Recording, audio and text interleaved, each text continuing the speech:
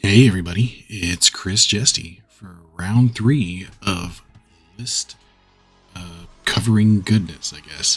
Whatever we're calling this. It's Cameron Heat again. We're going to be going over 4 more lists this time around. And these are a little more interesting than some of the other lists we've had to look at. There's going to be quite a few repeat units, but it is what it is, especially with such a small pool of units to choose from. And factions, for that matter. Let's go ahead and get right into it. First up is Sacred Defiler, also known as Sacred. He's coming in with the Draconis Combine list, which is, we've seen a couple of these. And I know a few people have put votes into this list already, and with good reason. So let's go ahead and get into the first mech. First one up is the Panther, PNT-9R. So I think this is the first Panther we've seen so far. It's a 35 tonner coming in at 769 battle value at 4.5, so pretty cheap. It is a light mech, so we don't expect it to cost that much, especially when it's only moving for 4.64. Ugh, that's an abysmal speed for a 35 ton mech. This thing does have 104 out of 119 standard armor, and it's got the standard PPC SRM4 pack. That's all you get out of a regular old Panther 9R. And for under 1,000 battle value, I can see why.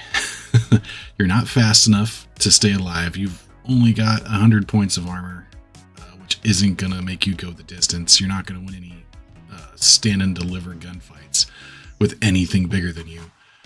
But you do have that PPC to poke with, and you do have the SRM4 pack. So it's not terrible, it's just not exactly optimized for a light mech. Next up is the Warhammer WHM-6RK. I'm pretty sure that's a Cretan designator. This is a 70 tonner, of course, coming in at 2140 battle value at 3.4 skill level. We got a 5.8 movement profile and 30 total heat sinkage with 15 doubles and 208 out of 217 standard armor. That's pretty good. This is well armored for a 70 tonner. And it's got 2 PPCs, one in each arm, a medium laser, a small laser, and a machine gun in the left torso, a medium laser, a small laser, and a machine gun, and an SRM6 in the right torso. And you've got 15 rounds of aka 1 ton of SRM6 ammo and a full ton of MG ammo in the center torso. Ooh, that's spicy. And that SRM6 ammo is in the right torso. And you do have an XL engine, and you don't have case because it's not going to matter. Either of those 2 ammo bins go up, the mech is likely done. Especially that MG ammo. Unless you can get enough shots off with that SRM6 to, not have enough left to go boom. But this is a solid mech. 2 PPCs and enough heat sinks to fire them every single turn, and then 2 medium lasers to back them up and fire those every single turn, and then 2 small lasers that you can fire every single turn, and walk and run and remain heat neutral. I like it. This is a solid mech, and I'm surprised we haven't seen more Warhammers, honestly. Next up is the Archer 2R. I'm pretty sure we've covered this one in the first episode. It's a 70 tonner, 4.6 movement profile, 208 out of 217 standard armor. This bad boy is coming in at a 3.4 skill level, so he's 1950 battle values. There's another quarter of this list right there. And it's got 2 medium lasers, 1 in each arm, 2 LRM-20s, 1 in each side torso, and 2 rear-facing medium lasers. It's only got 10 standard single heat sinks, and that's not enough to fire those LRM-20s consistently. So, and you only have 12 shots of ammo, or 12 turns worth of ammo for both of them. Not an ideal mech, if you ask me. I'm pretty sure there's better fire support mechs out there. Like, why would you bother with this when you can just bring a catapult C1? But here we are. And it's at 3.4 too, so it's surprising. Next up is the Charger CGR-1A1. I know Nitro's going to be all over this list now. The Charger is, of course, an 80-ton assault mech coming in at 5'8" movement profile. It's got 160 out of 247 armor. So this is like a medium armored mech here. And it's got 5 small lasers scattered across its body. 1 in each arm, 1 in each of the side torsos, and 1 in the head. We all know and love the Charger. It's meant for mech fisticuffs. It's not really meant to do much else. And it's basically a distraction Carnifex for the most part. And it's only 1177 battle value, coming in at 4-3 skill level. So I can't really complain. It's a big old distraction. And if it does get into melee with anything lighter than it, like a medium mech with the same movement profile, good luck, medium mech, because you're about to get charged and or punched and or kicked into oblivion by a mech that weighs more than it should for how fast it moves for this era. Next up is the Stinger STG-3B. So this is a 20-tonner coming in at 674 battle value. This is a royal variant with that little B there. It's got a 7-11-7 movement profile. Okay, that's nice. I like this mech already. It's got 20 total heat sinkage, 10 doubles. So you got 13 heat to play with for weaponry, and we've got 69 out of 69 armor, completely maxed there. And it's got 3 medium lasers, 1 in each arm, 1 in the CT, and then a small laser in the head. And if you jump for 7, that leaves you with 13 heat sinks. That's only 10 heat right there. You've 3 heat oversunk on this mech. Not bad. This is decently dangerous for how fast it is. 7-11-7 is no joke. And 3 medium lasers in the rear arc of any mech in this era is not something you want happening. So solid little Stinger. That's your objective runner right there. And Wolverine WVR-6K will be the last mech for this list. I'm sorry, the Stinger is at, what skill level are we? 4-5, so nothing fancy there. Maybe I would have lowered down the skill on the Stinger rather than the Archer. It's probably going to do more heavy lifting for you. And the Wolverine WVR-6K is bringing up the tail end of this list for Sacred. It's a solid 55-tonner, coming in with a 5'8 movement profile. That's right, this one cannot jump. It's got 14 single heat sinks, standard engine, and 184 out of 185 armor. It's got a large laser and a medium laser and a small laser, all in the right arm, an SRM-6 in the left torso, and a medium laser in the head, and you've got 2 tons of SRM-6 ammo in that right torso.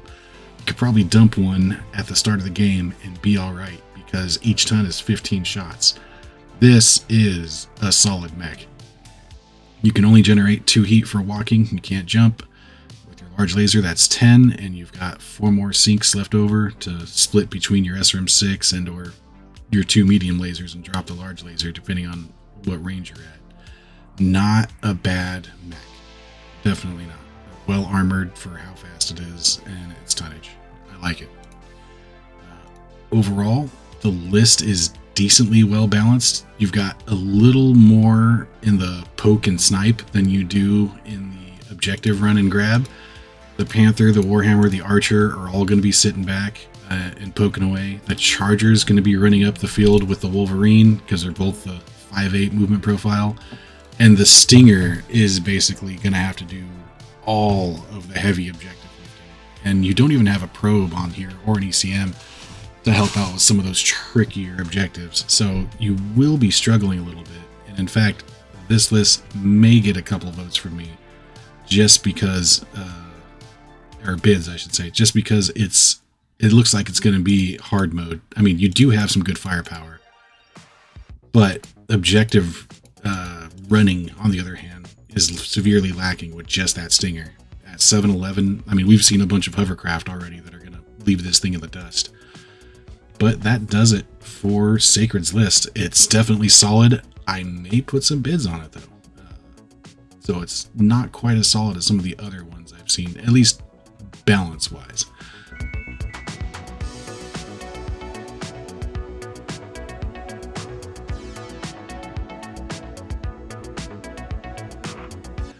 Next up is Tark, who is a newer player, and they're coming in with a free Worlds League list. This one is only going to be 5 units, as was Sacred's list, so something to keep in mind here. significant amount of points have been spent on skilling up mechs here. First up is the Thug THD-11E. I know we saw at least 1 or 2 of these yesterday. It's an 80 tonner coming in at 2165 battle value at 3/4 skill rating. It's got a movement profile of 4/6, and it's got 247 armor maxed out of 247 for an 80 tonner. It's also got 2 PPCs and 2 SRM6s. Solid brawling mech, and it's got case in each torso, so even if you do lose the ammo there, you're not losing the mech. Next up, we have the Crab CRB-27, not the Royal variant, just the regular Crab. This one comes in at 50 tons, 5/8 movement profile, 16 single heat sinks, which is a lot for the era, 161 out of 169 armor, solid medium mech. It's got 2 large lasers, so there's your 16 heat sinks right there. The 1 in each arm, medium laser in the CT, and a small laser in the head. Definitely not a bad little laser poker. Good mech. Next up is the Spider SDR-5V, and I'm surprised we haven't seen more of these little buggers. This is a 30-ton light mech coming in at 746 battle value. And he's at a 4/3 skill level. Keep in mind, the Crab and the Thug were both at 3/4. The Spider's coming in at 4/3, so expect more melee shenanigans out of this mech. It's got an 8/12/8 movement profile, which is ideal for an objective runner. And it's only got 56 out of 105 armor, so a little bit lighter than things like the Scout and the Mongoose we've seen earlier. But it does have 2 medium lasers in the center torso, so you can still poke in the rear and make yourself definitely fairly dangerous, especially when you're throwing out kicks or DFAs with a skill 3 pilot. Solid little objective runner at 746 battle value. Just a little on the fragile side. And next up, we have probably one of the best mechs in the era, in this low-tech era, the awesome AWS-8Q. This is a bad boy. He's got a skill level of 3/4, coming in at 2,119 battle value, 3/5 movement profile, 28 single heat sinks, which is insane for this era. He's got 240 out of 247 armor, just shy of max. Standard engine, standard cockpit, standard gyro, all the standard stuff. And it's got 3 PPCs. 1 in the right arm, and then 1 in each of the side torsos, and a small laser in the head. I mean, there's just not much else to say about it. It's got so many single heat sinks crammed into this mech that even if you go internal on any one location, you're more than likely just hitting his heat sink. If you're lucky, you're hitting a PPC. There is no stopping this mech. It is the zombie of zombies in this entire game. Even when it comes to the later eras, this mech still holds up. There's absolutely not a better anchor for a list than this mech. And next up is the venerable Hunchback HBK-4G.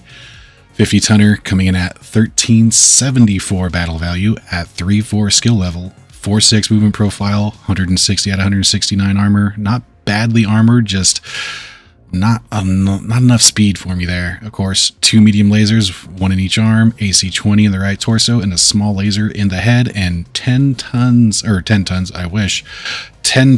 of shots with that AC-20.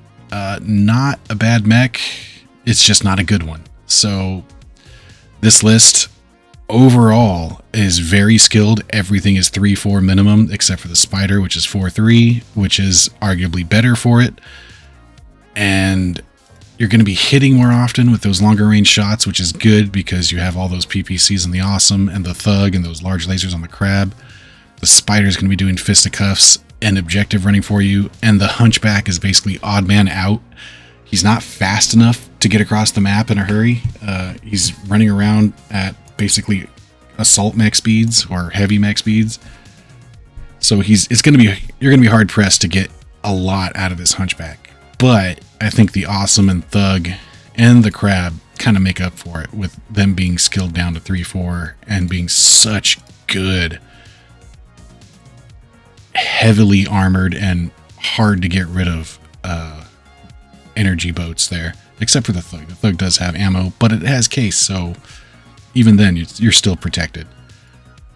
This is a nasty little list. You're gonna have to think a little more for these objectives because you don't have 6 units and you only have 1 objective runner, just like the last list. But if you can pull it off, I think you'll be fine, especially in some of the more combat-oriented lists. I think you'll do just fine with all those very skilled pilots. So a solid list by Tarnk. This one may get some bids from me just because I think this one's going to be a little bit harder to pilot to victory than some of these other lists, and as well as Sacreds. Although I have it on good word that there's already been a significant amount of bidding for Sacred's list, so I may forego that list in general.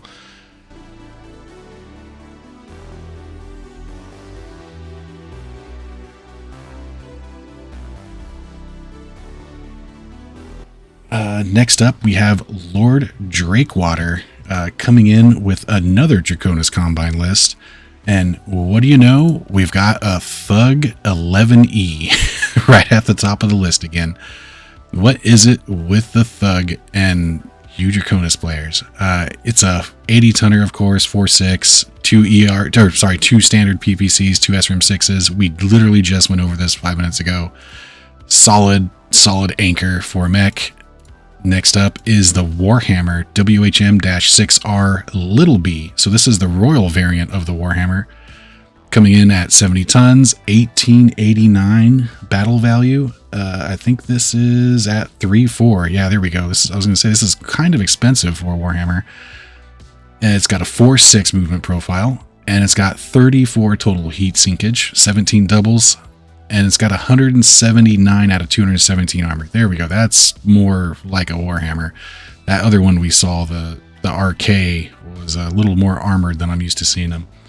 So this bad boy has 2 PPCs, 1 in each arm, a medium laser, small laser, machine gun in the left torso, and an SRM6, medium laser, small laser, and machine gun in the right torso.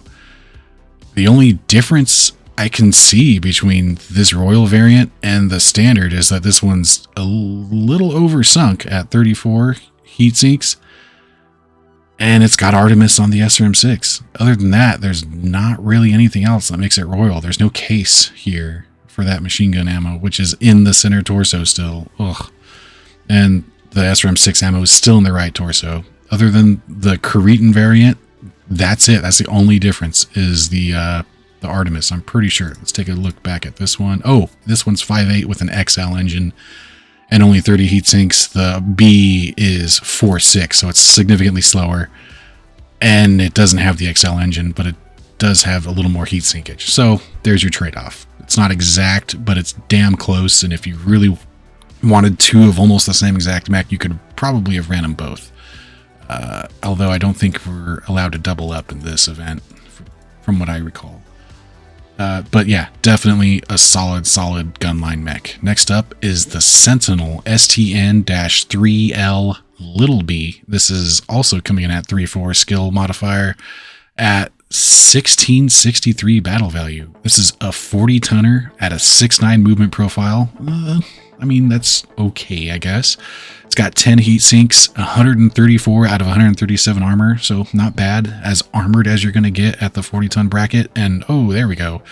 It's got a Gauss rifle in the left arm, a medium laser, and a small laser in the right torso, and you do have 2 tons of ammo for that Gauss rifle. Okay, that's what you're doing with this. You don't really care how armored it is because you're keeping it back and poking away with that Gauss rifle until you run out of ammo, which you won't because these are 15-turn games.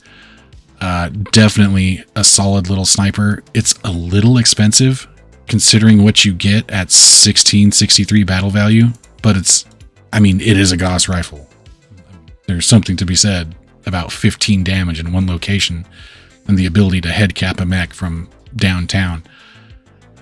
Yeah, I don't like how expensive it is, but I do like the Gauss rifle. A little pricey for me, but we'll see if you're able to.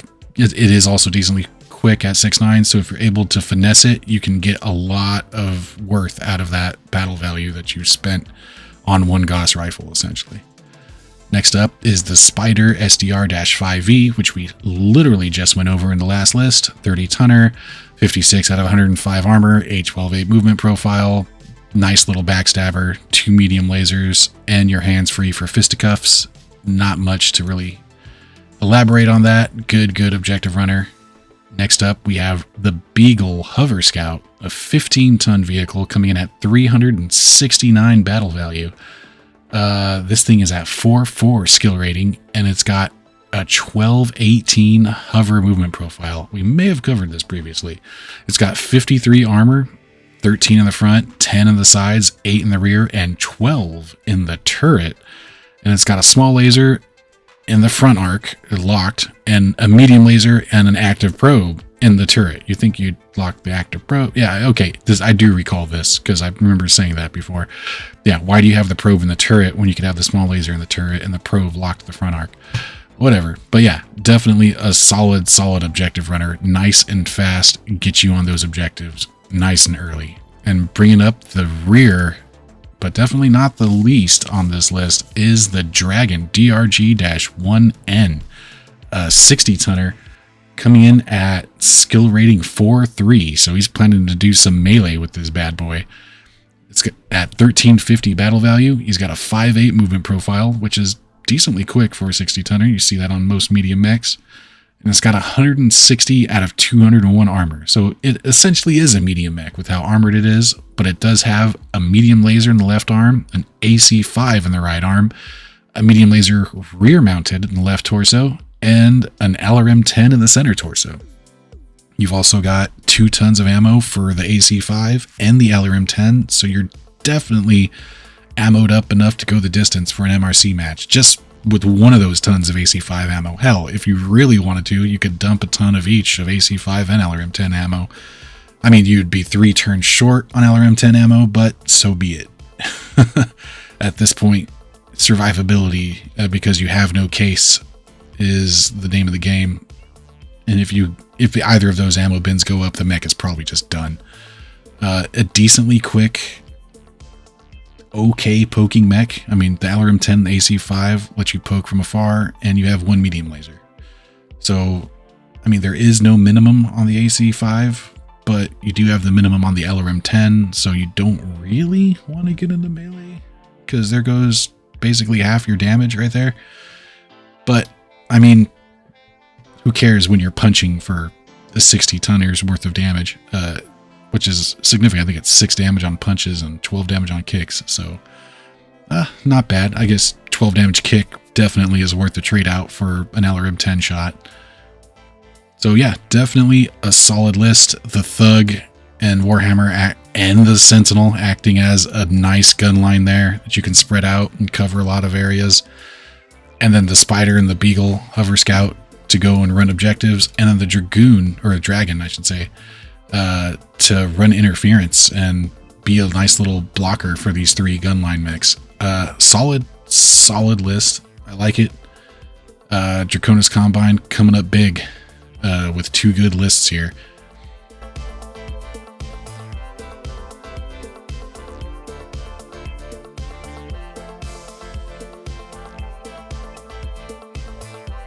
All right, and last for this time around, we have Doot. That's their MRC name, coming in with the RimWorlds Republic Terran Core list. They're coming in strong with the Dragoon AEM-01. I know we've covered this previously. It's a 70-tonner, 4.63 movement profile, 22 total heat sinkage, 11 doubles, 206 out of 217 armor, so pretty solidly built there. It's coming in at 1669 battle value at 4/4. And it's got 2 LB-10s, 1 in each arm, and then an ERPPC also in the right arm. And not quite enough sinks to fire. Oh wait, no, I think you do. Yeah, that's 19. You have enough sinks to fire everything and run and still be neutral, which is a nice touch there. You can even jump for all 3 of your hexes and be perfectly neutral there too. And you do have 30 rounds of LBX ammo. You got 3 tons, 10 shots each, so you can mix and match cluster and solid slug to your heart's desire. And it's got an ECM suite there. So definitely a good mech for this era. Next up is where it gets nasty and why I'm probably not going to put any bids on this list. We have the Crab CRB-27SL, and I'm pretty sure SL stands for Star League, which is funny because it's in a RimWorld's Republic list. It's a 50 tonner, of course, because it's a Crab. It's got 1309 battle value, coming in at 4.4 skill rating, 5.85 movement profile. So we're getting some jumpy crab action. Here. 250 rated XL engine, 28 total heat sinkage, 14 doubles, 161 out of 169 possible armor pips. And this is why this list gets no votes. It's got 2 large pulse lasers, 1 in each arm, a medium pulse laser in the center torso, and a regular medium laser in the head. That is a nasty little pulse boat there. You're going to be putting on a light show and eviscerating light mechs with this thing. You're only at 4.4, but with the -2 from the pulse, you don't really need to go that much lower. 4.4 is plenty. So nasty mech, especially for this era. That's some of the most pulse damage we've seen so far, outside of like assault mechs. He is also running a Beagle Hover Scout, so 1218 hover movement profile, 15 tons, 53 armor, 10 in the sides, 13 in the front, with a medium laser in a turret and a small laser front locked. Not bad, good at objective running. And now we get funky again because he's got a Wyvern WVE-5N coming in at 45 tons and 1,089 battle value at 3.4, which is pretty cheap considering how much battle value it is at 3.4. It's got a 4.64 movement profile. Ooh, don't like that. And 152 out of 153 armor. Okay, that's okay, but you're still slow as heck, so you're going to be getting nailed at every turn. But it does have a large laser in the right arm, 2 small lasers also in the right arm, an SRM-6 in the right torso, and then an LRM-10 in the center torso. So you don't really need to get that close with this thing. You can stay off and poke away with your LRM-10 till you run out of ammo, because you've only got 1 ton of it, so 12 shots max, and also 1 ton of SRM-6 ammo. And instead of putting them both in the same torso, we've got case in each torso. So that's nice. At least you won't go big bada boom with your standard fusion engine. So if you lose one of those bins, you don't lose the mech, which is a nice touch. And hopefully you don't lose that SRM-6 ammo, because there goes almost all of your weapons if it does, because they're all on that right arm other than the LRM-10. So definitely a solid little poker mech.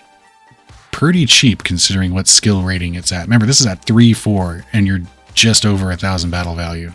Not bad, not bad. And next up, we have an AC2 carrier. Wow, didn't think I'd see one of these. It's a 60-ton vehicle coming in at 403 battle value. It's got a 3.5 tracked movement profile, 48 armor, and it does not have a turret, so it's got 12 armor spread across all 4 locations, front, left, right, and rear. Or 12 each in each location, sorry. And it's got 1, 2, 3, 4, 5 AC2s with entirely too many tons of ammo at 1, 2, 3, 4 tons of ammo. You are never gonna run out of ammo with this thing in an MRC match. Even if these were ultras, I still don't think you'd run out of ammo in an MRC match. But they're not, so you can do a whopping 10 damage if you hit with all 5 of these every turn. But they're AC2s, so you can probably stay near your starting area, hold down the fort on an objective on your side of the map, and still contribute a little poking onto your opponent's side of the map, because they are, I do believe, the longest ranged weapon in this era right now. And maybe, if not, maybe an LB2X, if that's not slightly longer range. But definitely a dirt cheap little poker that can generate crits. And last And my God, definitely not least, it's the Mackie MSK-8B. This thing is coming in at 100 tons and 2019 battle value at 4-3 skill rating. Ooh, okay, what do we have here? It's a Mackie. It's a 3-5 movement profile. It's got 21 single heat sinks, so that's all the sinkage you're getting. But it's got 307 out of 307 armor completely maxed. This thing is a brick house. And it's got 2 PPCs in the left arm. That's right, they're both in the same arm. And there's all your heat sinkage right there in those 2 PPCs. It's also got an AC-20 in the right arm and then 2 medium lasers in the center torso. And you have a total of 4 tons of AC-20 ammo. So you've got a full 20 shots, which is a whole ton more than you actually need for an MRC match. So you could probably dump one of those tons and get away with only running around with 3. You could probably dump 2 realistically. But for how heavily armored this thing is, you might want to keep all 15 shots because you never know. It's also got case in the right torso, just in case you do nail a bin of ammo. You don't lose the mech outright because it still has a standard fusion engine. This thing is disgusting. And it's not that much more expensive than an Awesome, but significantly tanky and also nasty in close range with that AC-20 and 2 medium lasers. You do not want to get within 9 hexes of this thing. Yeah, wherever this goes, it's gonna win the area just based on most of the mechs we've seen so far in the other lists. This is a disgusting list. The Dragoon is nasty. That Crab is extra nasty. Beagle, solid at running objectives. Wyvern, a decent poker. AC-2 carrier, dirt cheap poker. And the Mackie, you're not bringing that down anytime soon, and it can poke you. And it can poke you back for the entire game, and you don't want to close the gap with it. Solidly built, disgusting Rimworld's Republic Terran Core list. This is nasty. So this will not be getting any bids from me. Speaking of which, today is the last day to do that, so I need to get on that after I'm done with this.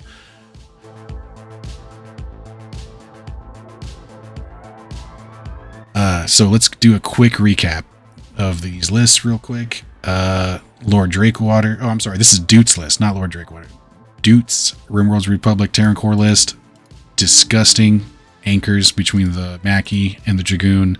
The Crab can run interference along with the Wyvern, and you got the Beagle to run objectives and the AC-2 carrier to poke from super far. Having only one objective runner in the Beagle is a little bit of a concern.